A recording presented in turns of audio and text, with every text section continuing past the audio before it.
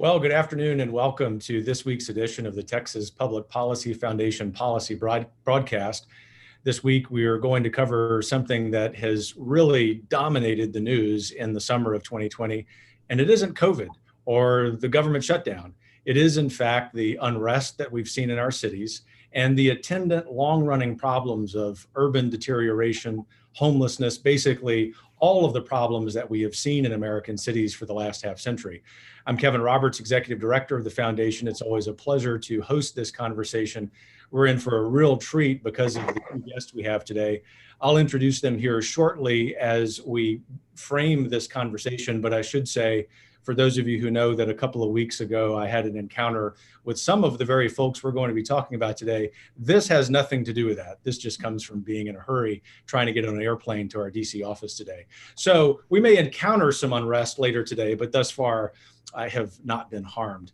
We are privileged at the Texas Public Policy Foundation to have with us today two luminaries, real leaders, especially in the arena of communicating about this problem. First, Heather McDonald, who is the Thomas W. Smith Fellow at the Manhattan Institute. You have seen her on many TV shows, and if you're like me and my wife, are diligent readers of her work in City Journal.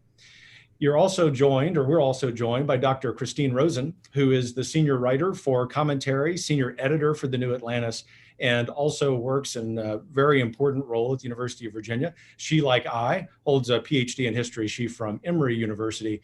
And I think what you're going to get from Heather and from Christine today is an emphasis on what the truth is. What we like to say at the Texas Public Policy Foundation is that we will always tell you the truth, regardless of how ugly or pretty it is. Today, we have some ugly truths to really understand. But you also know, especially as we get toward the end of this broadcast, that we'll be emphasizing some solutions. And so I look forward to having that conversation. Those of you who tune in each week, first of all, thank you. But secondly, you also know once we get past the halfway part of our conversation, we'll turn to your questions. So if you have some, you can queue them up in the comment section of whatever social media channel you have joined us with today. So to Heather McDonald, to Christine Rosen, thanks for joining us. I'm going to ask both of you a first question, and Heather, we'll start with you, and it's the proverbial 30,000-foot picture question, and that is, what are the roots of all of this unrest and violence that we're seeing in America this year?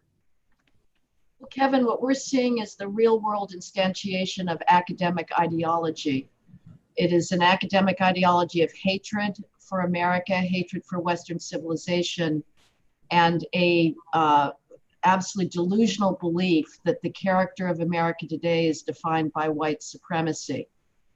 So that idea has now jumped the fence and has pervaded American institutions, the most elite institutions, as we've seen this summer, that have issued these preposterous denunciations of American alleged white supremacy.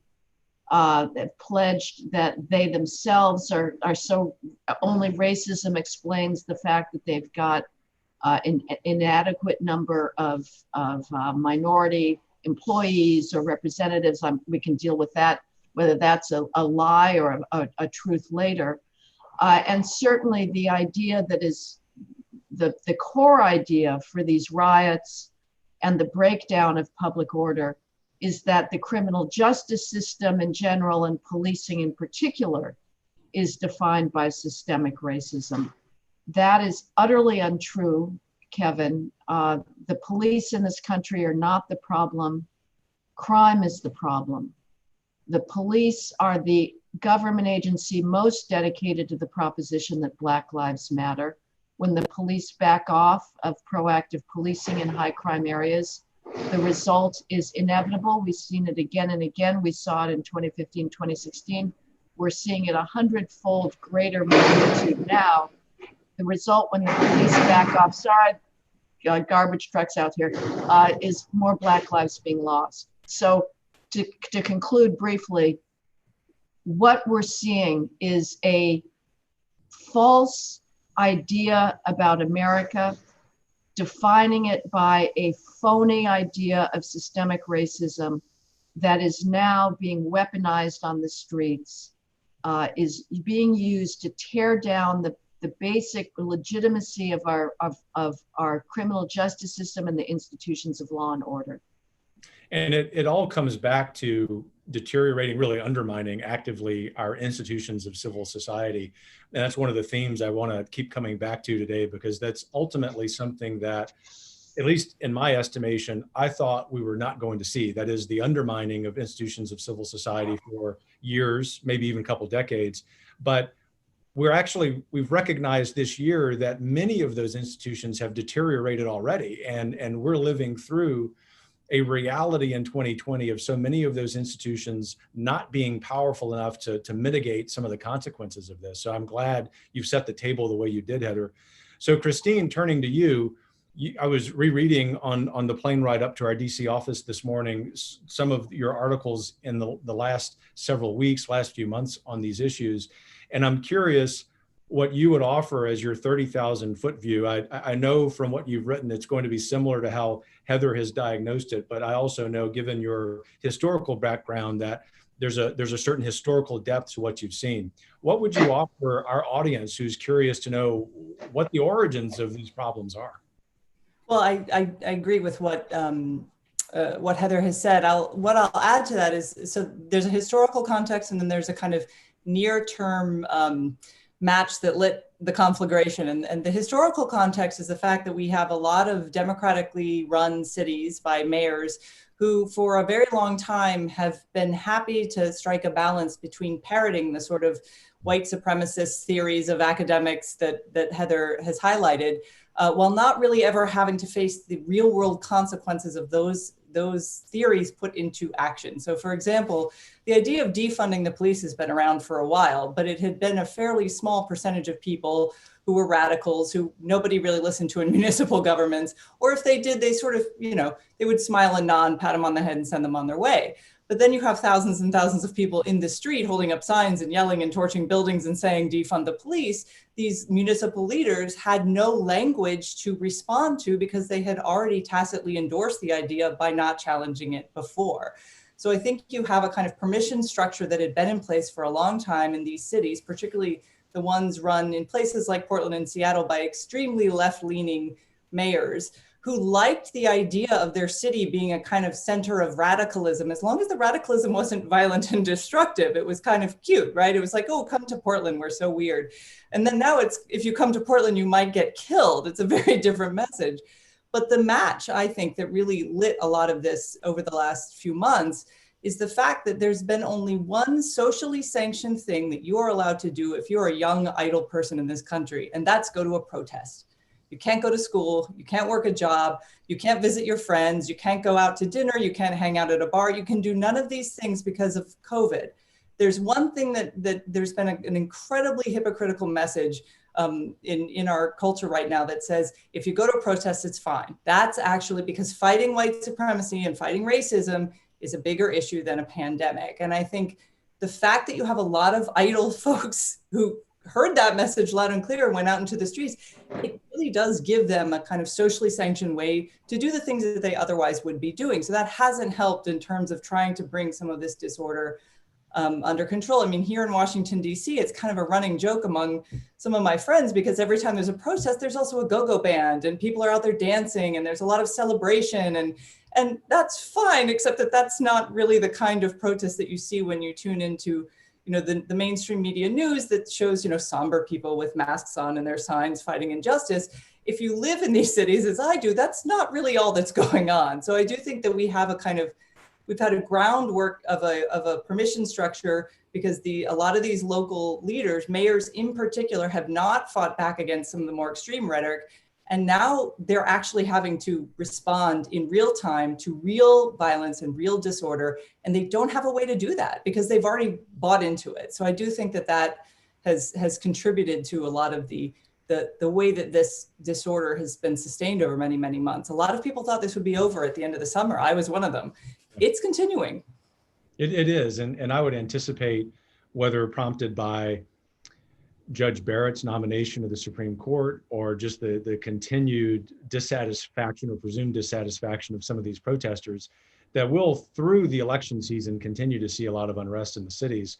And so one thing I want to home in on, and I'll pitch back to you, Heather, is what a lot of Americans believe is utter cowardice by our elected officials. It'd be easy to point out the cowardice of left of center elected officials, the mayors of Seattle, Portland. I would add to that list as well, the mayor of Austin. But I would also, just to be objective, have to say there's been cowardice, or at least lack of significant courage, on behalf of some of our right of center governors. In other words, they've not been willing, even in Texas, to call out the super spreader events of these protests, but they continue to implement a statewide mask mandate.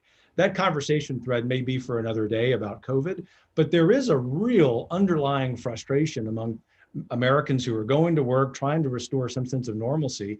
And my question for you, Heather, is can we expect in the short term some reversal in that cowardice of elected officials, or maybe some newfound strength on behalf of centrist or right of center conservative officials? Well, I'm going to take your question to be geared more towards the COVID issue than the race issue. But I would say both, they're cowardly on both fronts. Nobody is fighting back against the systemic bias charge. And they're also not fighting back against another campus import into the world at large, which is the safetyism ideology. This is something that is so antithetical to the progress of civilization, to the existence of civilization. The stay safe mantra, which we now have all adopted, is one of the most nauseating, depressing, civilization killing ideas that anybody could embrace. We should be saying, stay wise, stay educated, stay intellectually curious, stay brave, stay transfixed by beauty and sublimity. To stay safe means an absolute 100% risk aversion, which is what we are seeing. And we're also seeing another campus import, which is apparently even to a lesser extent on the part of the red state officials, but even there, an utter ignorance about the complexity of commerce, the sacrifices and courage on the part of entrepreneurs to move into the complexities of the supply chain, and this fantastical belief that you can throw government stimulus spending endlessly at the economy and somehow that's going to keep these small entrepreneurs alive. That is ridiculous. We are, the scythe of destruction is continuing at pace. We are not going to get these businesses back. Here is what it is going to take. And this is the courage that it is going to take on the part of leaders to get up there and say, yes, there will be more deaths. Death is the reality of human existence. We cannot shut down our world in the fantastical belief that we can cut death out completely. We ordinarily balance costs and benefits. We undertake a variety of human activities that carry with them a risk of injury or death, and we go forward anyway. Americans are perfectly happy, it seems, to put up with 40,000 highway deaths a year, knowing that keeping the speed limits as high as they are is going to lead to that many deaths. But they value their convenience more, their ability to get to someplace fast. The COVID thing is an unprecedented government malfeasance to shut our economy down. We need leaders to get up there and say, we are moving forward, and get off of the absurdity of counting cases. It's even absurd to count hospitalizations.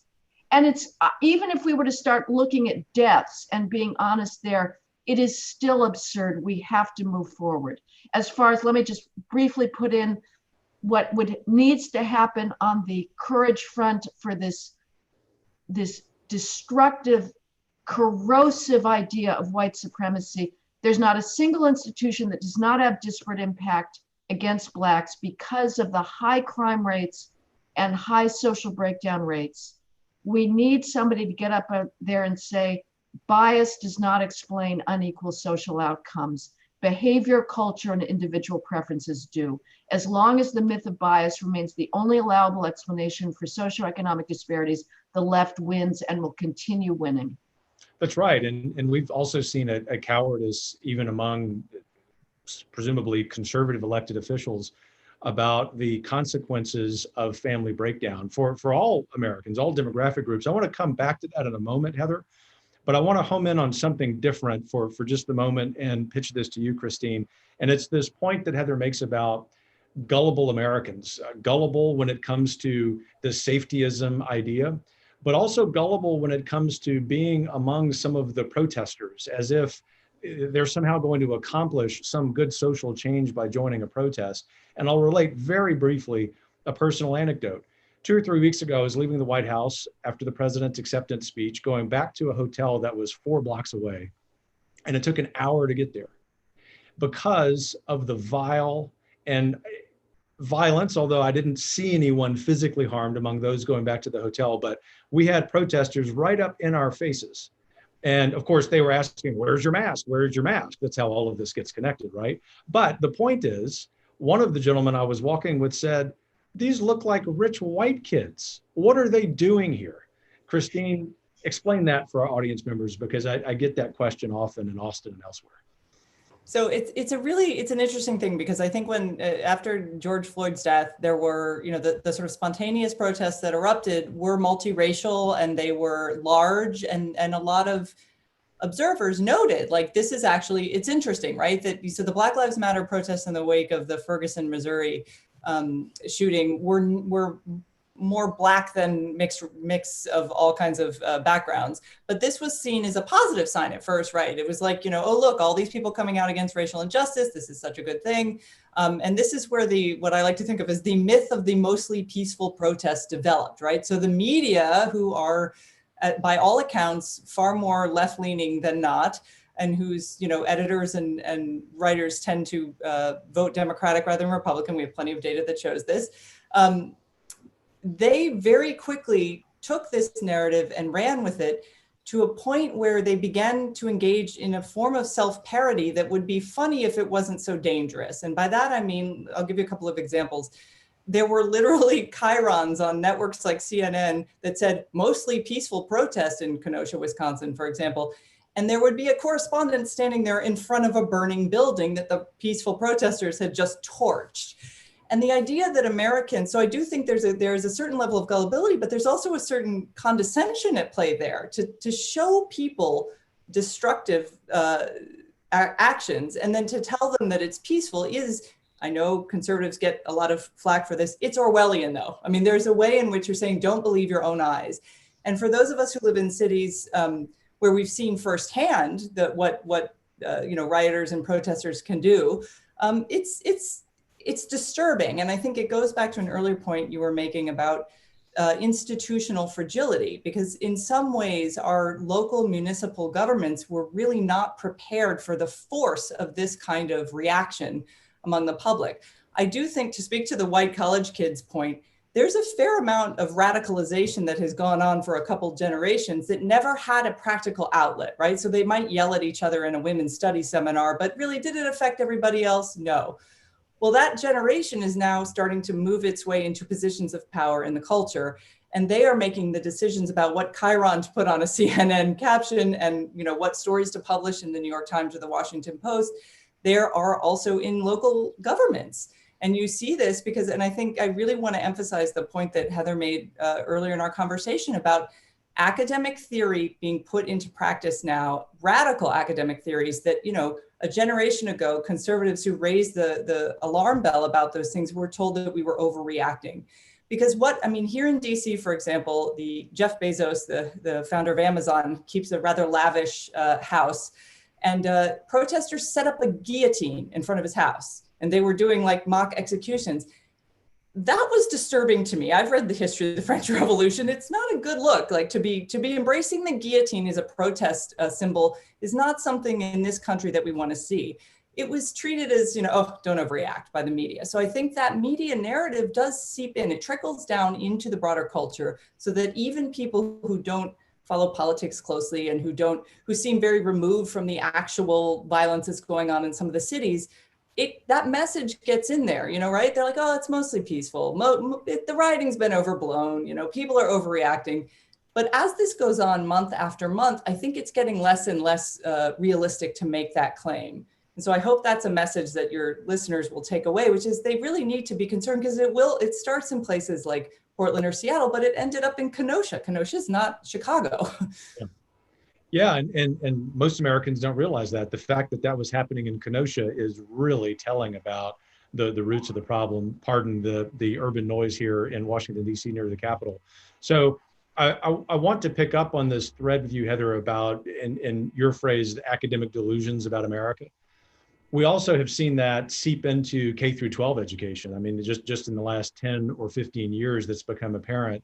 What are the solutions to that? I get asked that question a lot as well. Our foundation does a lot of work in higher ed reform, and it seems as if the problem has mushroomed just in the last half decade or so. What would you chart out for our audience, the steps of beginning to solve this problem, to root out from academia most, if not all, of this nonsense?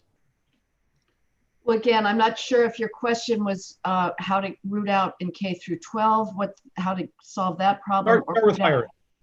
Excuse me? Start with higher ed. Well, I aspired to be a professor of comparative literature. For many years of my life, I could think of nothing that would be a greater privilege than to curate the great works of Western civilization. And I have written about universities in both rage and sorrow, rage at their betrayal of their mission and sorrow at their failure to keep us down on our knees in gratitude before our cultural inheritance. And I've held out the hope that there was some reform possible. This summer, after the cascade of nauseatingly self-righteous, completely fanciful outpourings from college presidents across the country, not just the Ivy Leagues, coming out of state universities, coming out of community colleges, accusing themselves, their own institutions of racism, which is absurd. There is not a single college in this country, just like there's not a single mainstream institution in the regular economy, that is not twisting itself into knots to hire and promote as many Blacks, Hispanics, and females as possible. There are not racist institutions in this country. Zero. They do not exist. For these college presidents to accuse their own institutions of racism without naming names, like who are the faculty who are racist, as well as America as racist, is completely absurd. After this outpouring, I have given up hope on universities. Pull the plug. I've already been advocating for years, alumni, don't give them another damn cent. But they are irredeemable. At this point, I think we need homeschooling for college.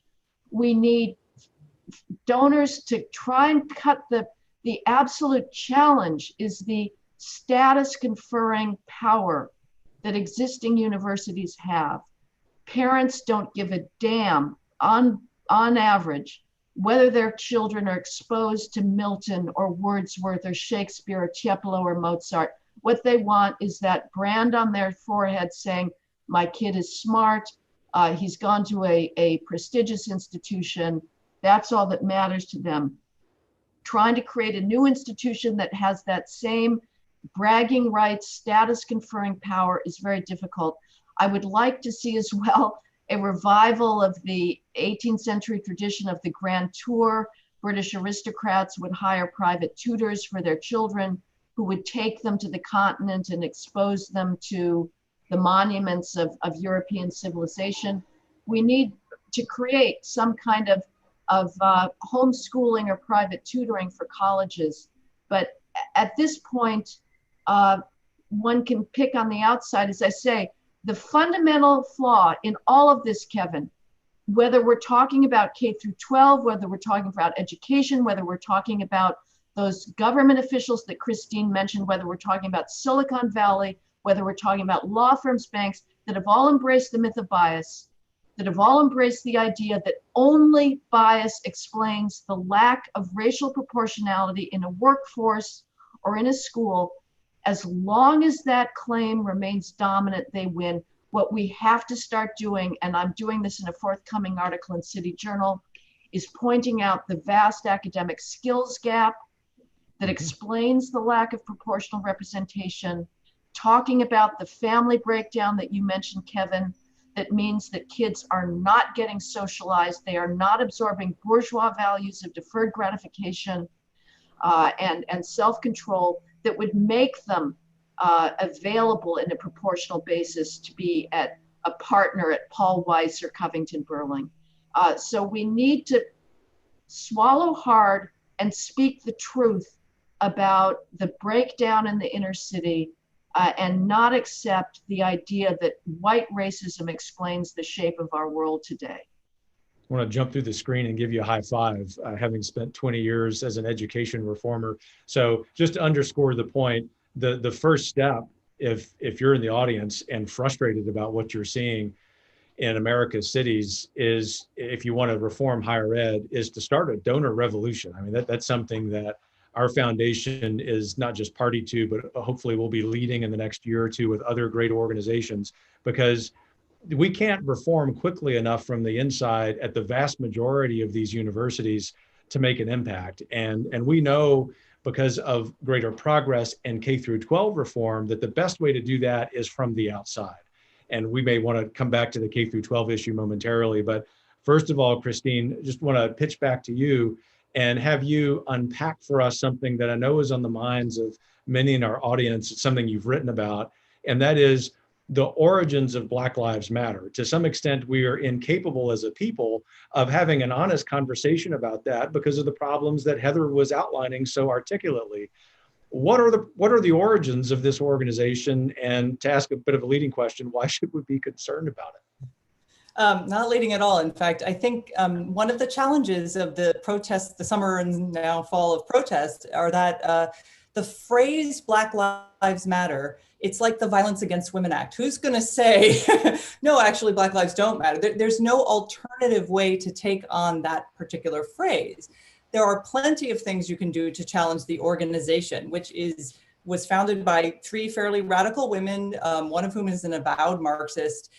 They, until recently, they had on their website a What We Believe section, which had all of the kind of the most au courant academic theories you can imagine, including that they wanted to disrupt the nuclear family, which strikes me as to Heather's point, not a good idea if you look at the nuclear family from the perspective of Black Americans right now, because I also find the message of disrupting the nuclear family for Black Americans extremely condescending, because its destruction happened at a particular moment in historical time in the late 20th century, which suggests there's no reason we can't rebuild it. And we do know from decades of sociological and behavioral science research that a strong family unit is the best predictor of success in the children that this country is raising. So I get really upset when I see, sort of tossed off academic phrases like, oh, yes, let's destroy the nuclear family. Recently, though, as donations have been pouring into Black Lives Matter, as everybody's been embracing the movement, as politicians and leaders all across the country, cultural figures, everybody's like, Black Lives Matter, I'm on board, I'm on board. My own neighborhood has been plastered in Black Lives Matter signs. I've even been called out for not putting one up in my window. And I always explain, I say, I don't believe in the principles of this movement. I think it's dangerous. It's radical if you dig down deep into what they want. It's not what most Americans think of as the direction they want their country to head. The other thing is, unlike the civil rights era movements of the past, there are no clear leaders. And the reason that matters is that there's no moral leadership here. Martin Luther King Jr., whom radical activists today and anti-racist activists like Ibram X. Kendi would argue were in fact racist because they believed in the principle of colorblindness, which is enshrined in our Constitution. Those leaders had a lot of discipline. They grew out of local churches. They trained people in how to peacefully protest. They literally trained them how to sit there and take abuse from people who were yelling at them because they wanted to sit at a lunch counter. They were extremely disciplined. What we see, thanks to the Black Lives Matter movement, is a lack of discipline. There's no clear leadership. So you can have a chapter in Chicago, for example, defend looting as absolutely okay reparations. And then everybody, I raised this with a friend of mine who supports Black Lives Matter. She said, well, that's just one chapter. You can't tar the whole movement with that. Well, yes, you can, because that is the banner. That's the flag under which they're flying. I think there are going to be a lot more concerns about that. And the movement itself is understanding that it erased from its own website a lot of the more radical things it had been saying. I really do hope that someone's looking into where all this money is going, because they've raised a huge amount of money in a very short span of time. But the movement itself does not share in the principles of our nation's founding. They don't believe in equal opportunity. They don't believe in, it's actually quite a condescending and nihilistic view of our country. And that's what generally worries me. And to your earlier question about education, so my kids are in DC public schools. They were the sort of the test cases for the 1619 project curriculum. They brought those worksheets home last year. And it's as bad as you think. It's oppression studies is what it is, to give it a shorthand. And it is it's such a disheartening way of looking at what has always been an extremely optimistic country whose values bring outsiders to us because they have such hope in them. And I think Black Lives Matter, and certainly the sort of anarchist, Antifa extreme groups as well, they want to tear that down. So my question to them is always, what are you going to replace it with?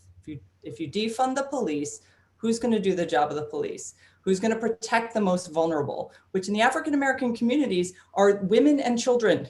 A lot of the people who've been turned into martyrs by the Black Lives Matter movement were abusing women and children. That's how they had their interactions with the police. And again, to talk about rough truths, here in DC, we had a 19-year-old shot and killed by the DC police when he brandished a firearm at a cop. And it turned, he was immediately turned into a martyr. There were protests, Black Lives Matter organized everybody. Before the facts and the body cam footage had even been released, there was unrest on the streets. The speed with which social media and the internet allows that kind of instant martyrdom before there are facts is very dangerous. I mean, because you can organize people very quickly, get them on the streets, and you don't even have to know what the facts are because they're angry. Their anger is, tapped into, and then they're out there causing trouble. So again, we have a right to peacefully assemble. But we haven't seen as much peaceful assembly lately, especially when it comes to, officer-involved shooting. So I'm worried about the nihilism actually that's baked into the message that Black Lives Matter and other more radical organizations are promoting, because there's no future there. I see a lot of tearing down, and I don't know what they're going to replace that with. Yeah. Kevin, can I respond to one thing that Christine said? Please. She said she doesn't subscribe to Black Lives Matter because of its goals, which is an absolutely justified reason not to subscribe. I would also say another reason not to subscribe is because they are peddling a false narrative. Absolutely. It is absolutely wrong that we are living through an epidemic of racially biased police shootings of Black men. Wrong. When you take crime rates into account, it turns out that whites are overshot by the police. Last year, according to the Washington Post's own database of fatal police shootings, there were 9 allegedly unarmed Black men shot by the police. I say allegedly because the Washington Post defines unarmed extremely generously to the victim, so that if you're grabbing the officer's gun and beating him with it, you're defined as unarmed. 9. That's out of what's likely to be 7,300 Black homicide victims last year. Those 7,300 Black homicide victims were not killed by the cops. They were not killed by whites. They were killed by other Blacks. The 9 unarmed Black victims of police shootings represent 0.1% of all Black homicide victims. As far as the idea that LeBron James has been publishing, that has been embraced by Joe Biden, that was embraced by Barack Obama, that Blacks are at risk not only from cops every time they step out of their houses, and their children are at risk from cops every time they step out of their houses. Again, false, false, false. There have been over probably 40 Black children who've been killed since George Floyd this summer, all in drive-by shootings, all by other Blacks. Cops haven't shot one of them. But the idea that LeBron is saying is they're hunting us down, that whites generally are hunting us down, that too is false. When you look at all interracial violence between Blacks and whites, so Black on white and white on Black, in the entire universe of all interracial white on Black incidents, Blacks commit 88% of all interracial violence between Blacks and whites and whites and Blacks. Whites are not the problem for Blacks, Black criminals are. And the Black Lives Matter movement, and I would also disagree just slightly with Christine, that to suggest that ideology remains still kind of fringe. I don't think it is. And as she said herself, it is now embraced by the corporations. I mean, the money that she's so rightly worried about that's been pouring into these coffers, and it's a brilliant idea to trace it, it's been coming out of the corporations this year. Now, I don't agree with the conspiracy theory, which is not what she was, but it's not all Soros. This is autochthonous. These are, as she says, they are local chapters. It's not, it's too easy to believe that this is some conspiracy put out there by the George Soros Foundation. Sadly, it's not. It grows out of a lot of hatred in inner city culture towards mainstream culture. Well, thank you both for that exchange. I think that really gets to the heart of what we're trying to cover today. And momentarily, we'll pivot to audience questions. But I want to ask each of you one final question before we do that. For you, Christine, you mentioned the 1619 project, and I was hoping that we might be able to get to that. Just for the average audience member who, of course, because they're tuning in, watching you two, they're very smart, but maybe they don't have all of the details. Why is that dangerous, and how do we stop it? It's dangerous because it is a project, for those who don't know about it, New York Times Magazine project spearheaded by a reporter there named Nicole Hannah-Jones, which says that we should replace our founding, which was 1776, with 1619, because that's when the Jamestown colonists landed with slaves. And it tries to reimagine our founding and reimagine indeed all of what came after that as a story of white supremacy. It was, Nicole Hannah-Jones was extremely straightforward about this, and the text of the project itself, before the New York Times editors went back and stealth edited it recently because they were getting a lot of pressure for this claim. The idea was, you know, let's replace our founding and the principles associated with the founding and the founding fathers who expressed those principles with this story of degradation. And it incorrectly and ahistorically saw the Revolutionary War as a way to maintain slavery, which it was decidedly not. It was pushed back on by a lot of scholars, historians who I have great admiration for. It's false. It's a false narrative that taps into a very present day anger, as Heather mentioned. But it's very pernicious, right? So during a lot of these riots in the cities, statues of Thomas Jefferson and George Washington and Christopher Columbus all toppled. One of which, there was a photograph that was circulating on social media of a statue, I believe was of George Washington, and spray painted on it was 1619. Nicole Hannah-Jones of the New York Times, an extremely powerful perch in our country in terms of media, thanked the person who did it. Like, thank you, what an homage to my project. That is dastardly behavior. That is not what we want leaders in our cultural institutions to be encouraging. It is pernicious and it's ahistorical. So if you come across it, the Pulitzer Center has given its imprimatur to the project and is now distributing it in classrooms for teachers to use.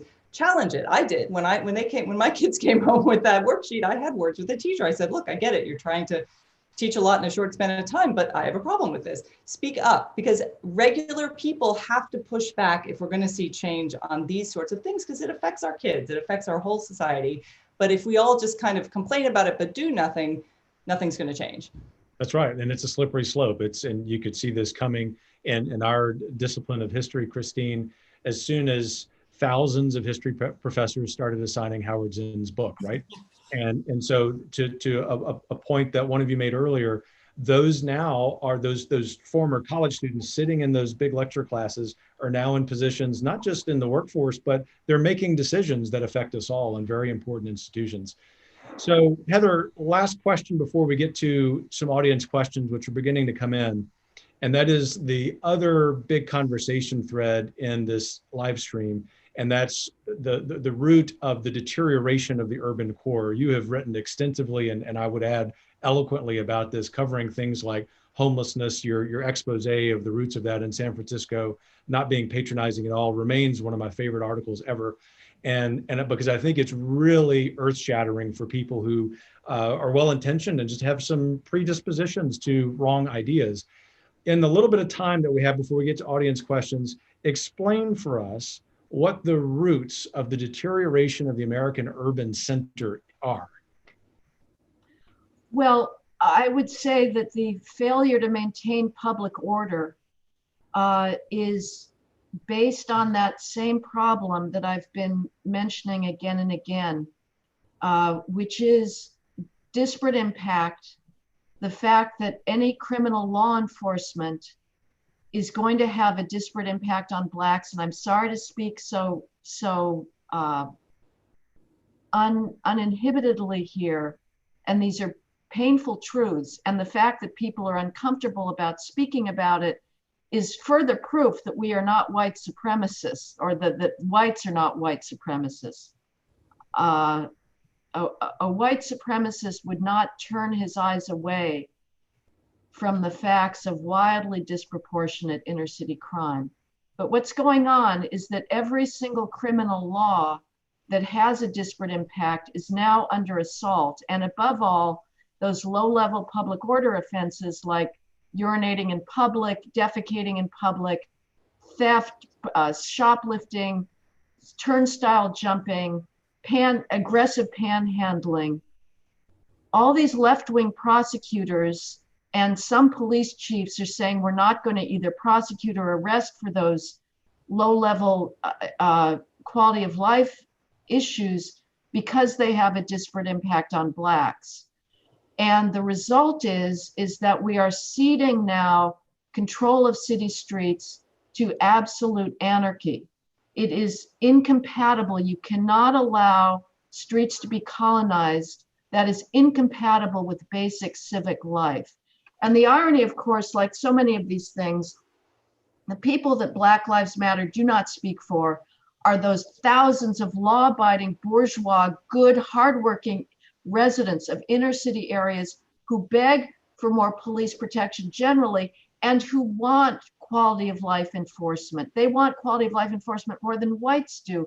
They understand more than anybody else that when you allow street chaos, more serious violence emerges. I've never been to a police community meeting in the inner city where I haven't heard those people say, you arrest the dealers, they're back on the corner the next day. Why are you letting young teens hang out by the hundreds on street corners? Why can't you arrest them for truancy or loitering? Because out of those gatherings of untamed youth emerges drive-by shootings on a regular basis. So that is what's going on. We have lost the will to enforce order. When it comes to homelessness, we have to say this isn't allowed, period. You can't do it, period. End of story. That focuses the mind. We have to have more realistic solutions like creating housing out of cities. The idea that we're going to build affordable housing in San Francisco or Los Angeles at $800,000 a unit for the homeless? No. You create clean and sober campuses in rural areas or abandoned industrial land outside of cities. NIMBYism is perfectly justified. Nobody should have to have a homeless facility for drug-addicted mentally ill in their backyard, period. Thanks for being so clear. And as I said when we started this, we're not afraid of painful truths in the work that we do. And obviously for anyone who reads your respective work, it's obvious as well. So let's take the first audience question. And Christine, I'll ask you this. This audience member asks, what role do athletics play, both collegiate athletics and professional athletics, and promoting the BLM movement and being leaders in our society? Well, actually, professional athletes have done more damage, not only to their own sports and our enjoyment of them in the last few months than in my entire lifetime. So here's what I will say, the sort of LeBron James of the world, the NFL players who are putting the names of accused rapists on their helmet, stop, right? Because actually, there is nothing wrong with American kids looking up to athletes as kind of quasi-heroes who they aspire to mimic, if not in talent, then at least in determination and effort. That's a wonderful stories, right? And that's a story that we can share across race, across class. It's athletic displays of prowess have been something that has brought us together as Americans for a very long time.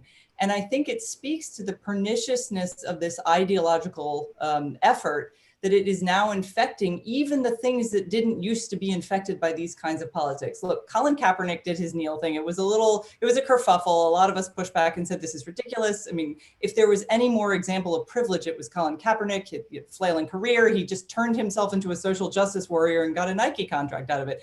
Nike, which by the way, uses slave labor in China to create this. The ironies abound in that moment. A lot of us, I think, myself included, thought it was a blip, like these happen every few years. What this summer of protests and the Black Lives Matter movement did this time is there's a kind of cultural pressure now. It exists for small business owners who won't, like in Louisville, refuse to put up the list of demands that they had acceded to, that Black Lives Matter demanded of them. It exists in universities. If you dare tweet a study that goes against the kind of race ideology that has infected academia. And in professional sports, you have these athletes who clearly, there was one video, I'm going to forget which athlete it was, but he made a misstep and he had to give this public apology. And I watched it with the sound off. I'm like, is this a hostage video? What's going on? He's making a forced public confession. That's Maoist cultural revolutionary territory. We're not there yet, obviously, but the techniques of pressure that are being applied to professional athletes, some of whom obviously are eager to embrace them, but others who probably are uncomfortable and would privately admit as much. That's a bad thing. We should not be demanding that kind of conformity of thought on people whose jobs have nothing to do with this sort of thing. So I think it's really lowered the opportunities for athletes to be role models for kids in the future, because they've all jumped on it. Just about all of them have jumped on this bandwagon. And that it makes me sad, actually, more than anything. It is sad because if amid COVID and government shutdown and the social consequences of that, we could turn to sports as its intention, which is entertainment for those of us with kids at home, the sort of quasi-hero status that athletes can sometimes appropriately provide. But it's actually been a double or triple whammy, if you will, because that's not only gone, the issue of athletics has accentuated the problem. So I'm grateful for your comments there. Heather, we have an audience member who's asking a question I think you'll be happy to take. And it is, can the federal government withhold funding and aid for urban cities, urban areas that are embracing the protests and chaos? Actually, I don't know the answer to that. I mean, it's an empirical question. Yep. And I would hope it can, but I actually, because there's no entitlement to federal aid. Attorney General Jeff Sessions fought long and hard to try to withhold crime money, federal crime money, to cities that were sanctuary cities that were thumbing their nose at the federal government and saying, we're not going to help you deport convicted immigrant criminals, again, to take up Christine's point, rapists, people that were engaged in drive-by shootings, drug dealers. The cities fought long and hard to hold on to every last illegal alien they could get their hands on, including convicted criminals. And Jeff Sessions ended up really backing down and withheld very little money, which to me suggests that whether there's explicit laws preventing this or whether they're just the court battles and the judiciary is so determined to keep the money spigot going, I don't know. I would say that, one thing it should end for sure is any kind of race-based and gender-based funding. I've written about this recently in the science funding. The federal government is a massive funder of science basic research. It too, like every single institution, I do not know a single institution that is any longer committed to colorblind values. The military certainly is not. But the science funding is now completely infected by academic victimology and is doling out millions of dollars of taxpayer funds to promote the idea that racism and sexism explain the lack of proportional diversity in science labs. Absurd. That could be ended. But as far as like federal grants of money, I don't know. I would hope so. It's a little late in the game now with Trump, but it should happen. I mean, if they're not willing to cooperate with the federal government in maintaining order, that is the basic function of government, as your supporters well know, Kevin. Without support for property rights, for stability of expectations, for rights to be able to walk in the public without fear of getting shot, or as Christine describes so chillingly, simply harassed in a restaurant. If government cannot do that, there is no point in government. And the federal taxpayer fund should certainly not be supporting that kind of abdication. But really, I'm afraid I don't know what the legal landscape is for removing those funds. Sure, but I appreciate the answer, as I'm sure that audience member does nonetheless. It's easy to say yes, because as you said, no city has an entitlement to that funding, but it's a complex yes, because of all of the strings that are attached and cities perhaps fulfilling other aspects, other requirements of some of those federal grants. I would add, though, that in at least 3 states, governors have said that they're going to diminish state funding of some cities that defund the police or don't get a handle on some of the urban unrest. So I think that's something in the policy world where I operate that we're expecting to deal with in the legislature in Texas next year, and thankfully.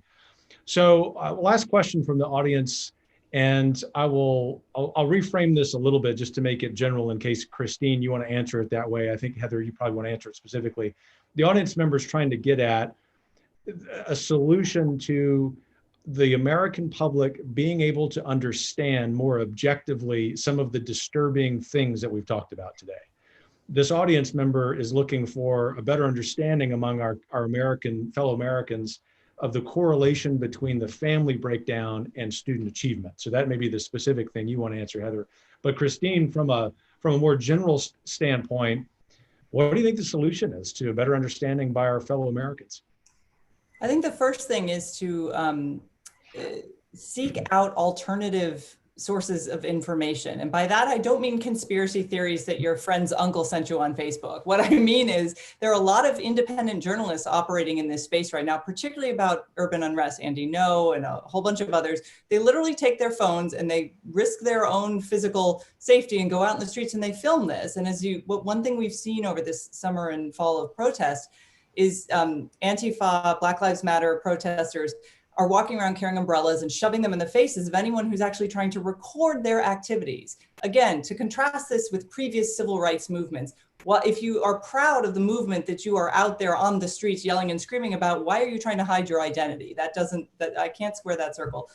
So if you see something that says a mostly peaceful protest, look into it more. See if you can find another story that describes, what happened to a local business owner during that mostly peaceful protest, because maybe their shop was looted. And that's maybe one person and you think, oh, but it was mostly peaceful. But that person's life is forever altered if their business goes out of business. And no, I'm sorry to all of the mainstream media folks who keep reminding us, oh, it's just property, you have insurance. That's not how it works. And a lot of people don't have insurance against civil unrest, in fact. So I would say look for alternative sources. Stay off social media in the immediate aftermath of anything like a police shooting until all the facts have come out, because that's one way in which people get very angry and the algorithms are designed to get us very angry. They only care about reaction. They don't care if it's positive or negative. They just want the reaction. So especially for young people who are like, oh, I'm really angry because this guy got shot, it's unfair. try to take a deep breath and look again, facts matter. It's getting harder and harder in this current environment, and particularly in this media environment, to get to those facts, honestly. There's a lot of hyperbole on both sides, but there are a lot of factual narrative shifts going on in the mainstream media to pursue this narrative of mostly peaceful protests, Black Lives Matter, good. And built into that, of course, is that we're in an election year. So for the other thing this is going to sound nerdy, but I truly believe this: read more deeply in American history. So I'm just reading this new cultural biography of Abraham Lincoln, and wow, if we think our times were disruptive, boy, there was a lot of crazy stuff going on in the 19th century, a lot of name calling, a lot of violence. Help put into perspective your particular cultural moment and help us as citizens to make better decisions if we have a sense of how our institutions have worked and when they haven't. Try to figure out why they're not working. So to one thing that was said earlier, that I think is important, that Heather said, it's not just that cops are doing the best they can and they're not being supported by the elected officials. We have a lot of episodes where police chiefs are literally trying to keep law and order. They're undermined in public by their mayors, by their city councils, and some of them have even quit. So I think that we need to hold all of those officials accountable, the DAs and the prosecutors in particular. These are elected positions. Vote, vote, vote. Get out there and cast your ballot. Doesn't matter if they have a D or an R after their name. See what their policies are, because I think that's really important at this moment. So history, exercising your rights as a citizen, and really trying to seek out factual information when these conflagrations occur. It's a great list. We always, especially as we get toward the end of a conversation like this, like to leave our audience with some practical next steps. So you did a great job there, Christine. Heather, what would you add to that list regarding the general aspect of that question, or what might you add regarding the specific thing the audience member was getting at, which is the correlation between the family breakdown and student achievement? Well, I'll address the specific question.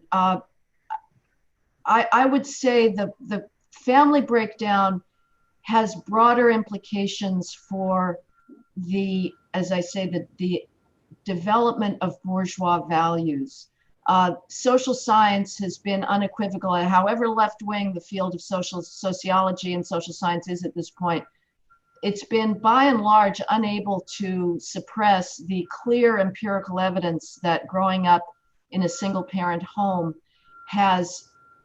puts that child at much greater risk of a variety of very bad outcomes, whether it's juvenile delinquency, dropping out of school, getting involved in crime, ending up in prison, mental illness, becoming a single mother oneself if one is a girl.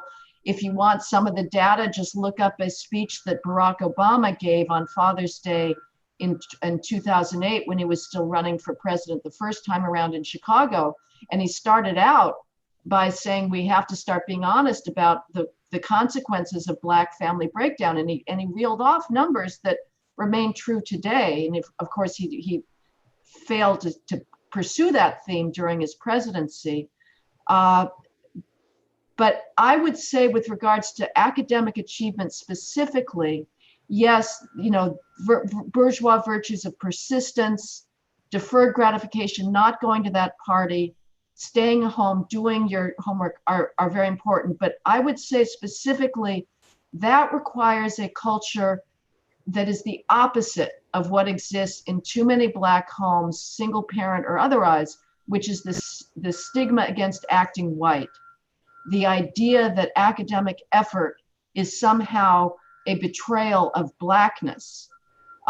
If I've proposed a thought experiment in the diversity delusion, which is that if Blacks acted like Asians in all things related to success in life, but above all academic achievement for 10 years, if the parents cared about whether their child was doing his homework, was taking his textbook at home, was monitoring the child's behavior in class so that he wasn't assaulting his teacher, his fellow students, that monitored test scores, are you learning, what are you doing, and made sure that their kid was not truant, was not getting involved in gangs.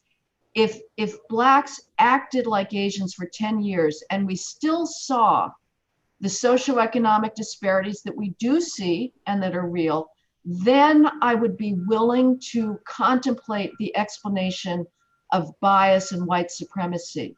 But right now, the behavioral gaps are so, to explain those disparities. Right now, the behavioral gaps are so great that to move to this fantastical explanation of this somehow phlogiston or miasma of white supremacy that nobody can actually pinpoint to explain those disparities when the behavioral differences are so great is way premature.